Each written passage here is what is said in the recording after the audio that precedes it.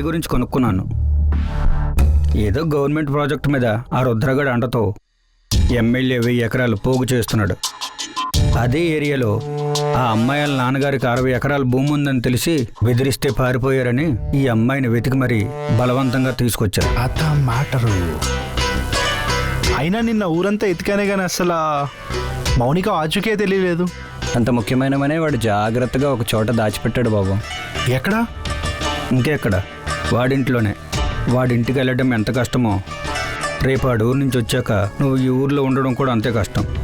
అయినా రియానే మనం ఎక్కడున్నామో ఎంత ఈజీగా కనిపెట్టి వచ్చేసినప్పుడు ఆ రుద్రగాడికి అసలు పెద్ద పనే కదా మనం ఎక్కడున్నామో తెలుసుకోవడానికి.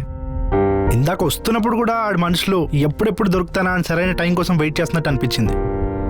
నా గెస్ కానీ కరెక్ట్ అయితే రేపు ఉదయం వాడి దగ్గర నన్ను నిల్చోబెట్టాలి కాబట్టి ఏదో ఒక స్కెచ్ చేస్తారు ఈరోజు నైట్ నన్ను పెట్టుకెళ్ళడానికి. రే గణేష్, నా మాట విను. నా ప్లేస్లో నువ్వు వెళ్ళరా. నువ్వెవరో వాళ్ళకి ఎలాగో తెలియదు కాబట్టి మహా అయితే నిన్న ఇంట్లో పడేస్తారు.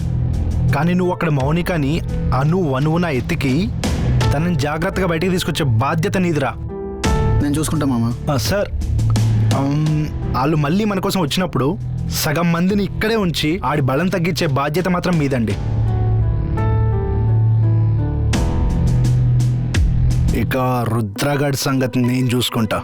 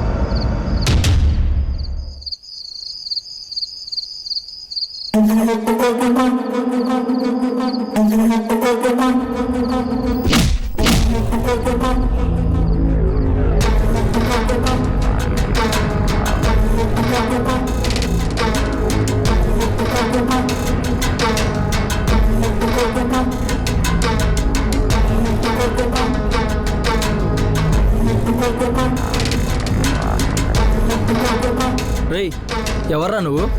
రేయ్, ఎవరిని పట్టుకురమ్మంటే ఎవరిని పట్టుకొచ్చిండ్రా? అక్కడికి వెళ్ళేసరికి ఈడే ఉన్నాడన్న. చెప్, వీడు వాని ఇంట్లో ఉన్నాడంటే వీడు ఖచ్చితంగా వాడు ఫ్రెండ్ అయి ఉంటాడు. దీన్ని లోపలేసి వాడిని పట్టుకురండి, అర్థమైందా?